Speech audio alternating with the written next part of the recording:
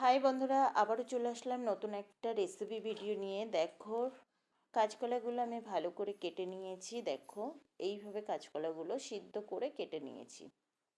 সিদ্ধ করে ভালো করে ধুয়ে কিন্তু কেটে নিয়েছি। আর এখানে ধনেপাতা আছে, পেঁয়াজ কুচি আছে, লঙ্কা আছে, আর আলু আছে।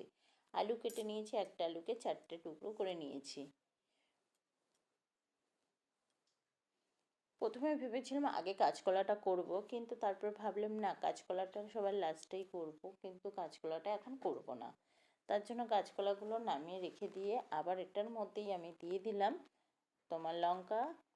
আর হলো, আমি শুকনো লঙ্কা নিয়েছি আর কাঁচা লঙ্কা নিয়েছি। শুকনো লঙ্কা আর কাঁচা লঙ্কা মিশিয়েই তরকারিটা রান্না করব। দেখো, আমি পেঁয়াজ কুচি দিয়ে দিলাম। পেঁয়াজগুলোকে ছোট ছোট কেটেছিলাম, ওই পেঁয়াজগুলোকে দিয়ে দিলাম। পেঁয়াজ আর লঙ্কা মিক্সি করব।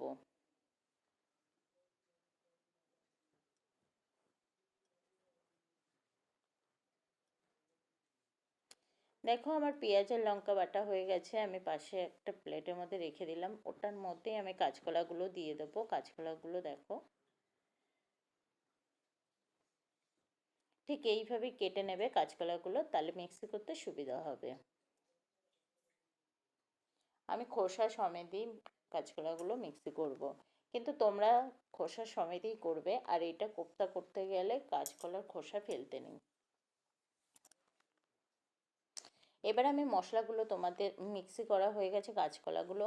এবার আমি মশলাগুলো একবার বলে দিই। হলুদ আছে, জিরের গুঁড়ো আছে, লঙ্কার গুঁড়ো আছে, আর গরম মশলার গুঁড়ো, আদা রসুনের পেস্ট, নুন, আর একটা শুকনো লঙ্কা, আর একটা তেজপাতা। তেজপাতাটা আমি সাইডে রেখে দিয়েছি, তাই তোমরা দেখতে পাওনি।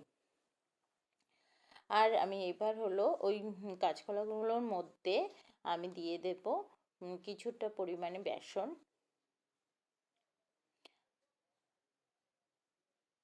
আর দিয়ে দেব অল্প সামান্য লঙ্কার গুঁড়ো। একটু ঝাল ঝাল না হলে ভালো লাগবে না, তাই অল্প সামান্য দিয়ে দেব লঙ্কার গুঁড়ো। এবার দিয়ে দেবো হলুদ গুঁড়ো আর স্বাদ মতো নুন। তোমাদের যতটা লাগবে পরিমাণ মাপ করেই কিন্তু নুনটা দেবে। নুন হলুদ ওগুলো মশলাগুলো একটু মাপ করে দিতে হবে। এ দেখো, অল্প দিয়েছিলাম দেখে আরেকটু দিলাম, কেন অনেকটা তো আরেকটু লাগবে, তার জন্য কিন্তু আমি পরে আবার একটু লঙ্কার গুঁড়ো দিয়ে দিলাম। এবার আমি ভালো করে এগুলো মেখে নেব। আমি কিন্তু জল দিয়ে মাখবো না, জল ছাড়াই মাখবো। এই দেখো, জল ছাড়া মাখার পর এরকম টাইপেরই হবে। এবার আমি কড়াইটা বসিয়ে দিলাম। কড়াইটার মধ্যে কিন্তু আমি তেল দিয়ে দেবো। দেখো, আমার কড়াই গরম হয়ে গেছে, আমি কিন্তু তেল দিয়ে দেবো।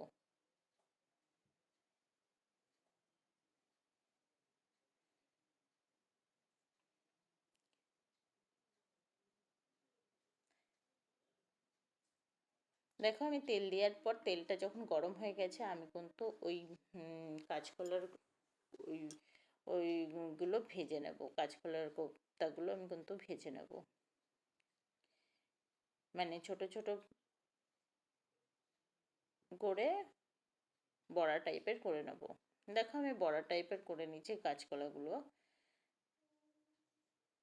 কাঁচকলার বড়াগুলো কিন্তু একটু লাল লাল কড়া ভাজাই হবে, কিন্তু নালে ভেঙে যদি যায়, তার জন্য একটু হালকা কড়া ভাজাই করতে হবে কিন্তু, যাতে না ভাঙে।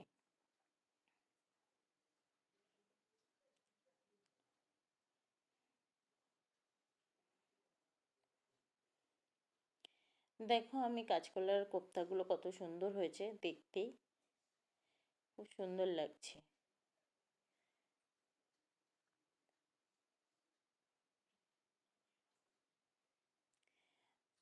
দেখো, আমি সবগুলো কিন্তু ভেজে নিয়েছি। সব বড়াগুলো ভাজার পরে ওই তেলের মধ্যে কিন্তু আমি আলুগুলো দিয়ে দেবো। আলুগুলো দেখো, ওই তেলটার মধ্যে কিন্তু আমি আলুগুলো দিয়ে দিচ্ছি। আলুগুলো লাল লাল করে ভেজে নেব। একটু নুন দিয়ে দেবো।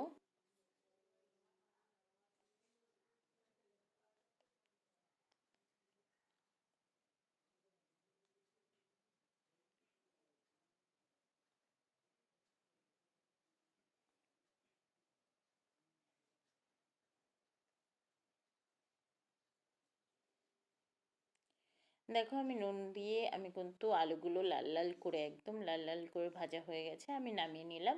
এটার এই তেলের মধ্যে কিছুটা আমি তেল দিয়েছিলাম, অ্যাড করেছিলাম। ওই তেলটা গরম হওয়ার পরে কিন্তু আমি দিলাম কালো জিরে, তার সাথে দিলাম একটা শুকনো লঙ্কা।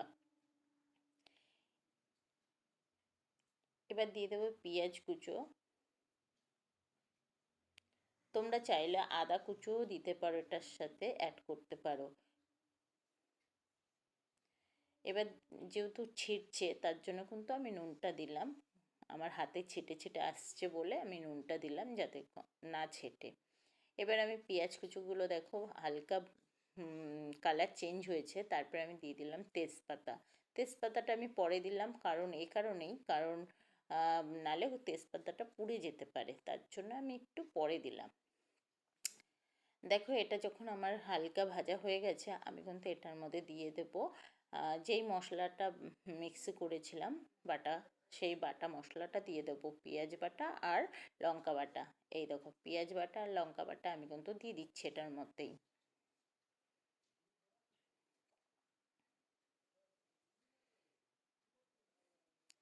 দেখো পেঁয়াজ আর লঙ্কা বাটা দিয়ে কিন্তু ভালো করে আমি কষিয়ে নেব। দেখো আমার কিন্তু তেলটা অনেকটা ছেড়ে এসেছে মশলাগুলো কষাতে কষাতে। মশলা সবসময় ভালো করে কষিয়ে নিতে হয়। দেখো এবার আমি দিয়ে দেব আদা রসুনের পেস্ট।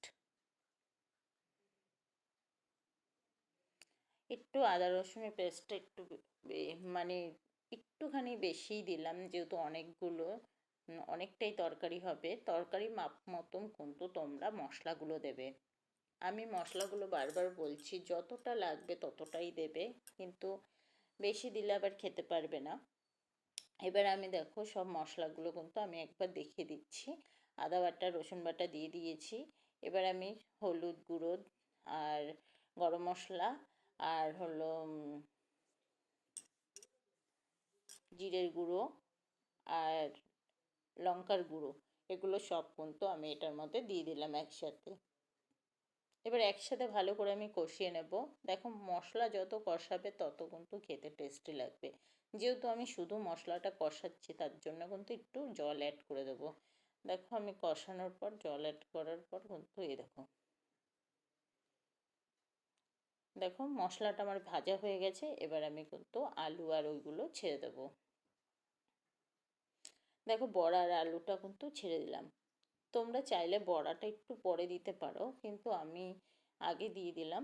তোমরা একটু পরে দিলেও হবে, কিন্তু হালকা হালকা কষা নাড়তে হবে যাতে বড়াগুলো না ভেঙে যায়।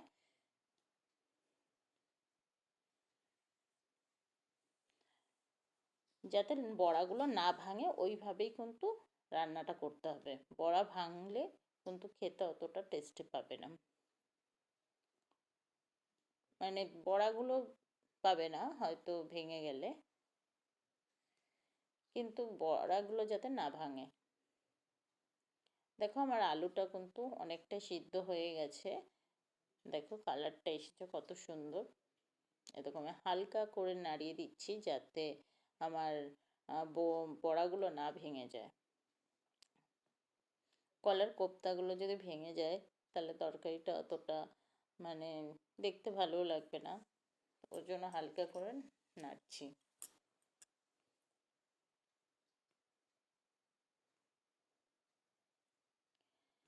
যাই হোক দেখো কালারটা কত সুন্দর, আমার কিন্তু তরকারিটা রেডি হয়ে গেছে। এই দেখো তরকারির কালারটাও সুন্দর এসেছে। এবার আমি তরকারিটা কিন্তু আমি একটা প্লেটে নামিয়ে নেব। এই দেখো, কিন্তু এই দেখো নামিয়ে নিয়েছি, কালারটাও কত সুন্দর এসেছে তরকারির। এই দেখো, যদি আমার ভিডিওগুলো ভালো লাগে লাইক কমেন্ট শেয়ার করো। টাটা বাই বাই, আবার দেখাবে নতুন একটা ভিডিওর সাথে। আর যারা নতুন আছো সাবস্ক্রাইবার করো, পাশে থেকো। টাটা।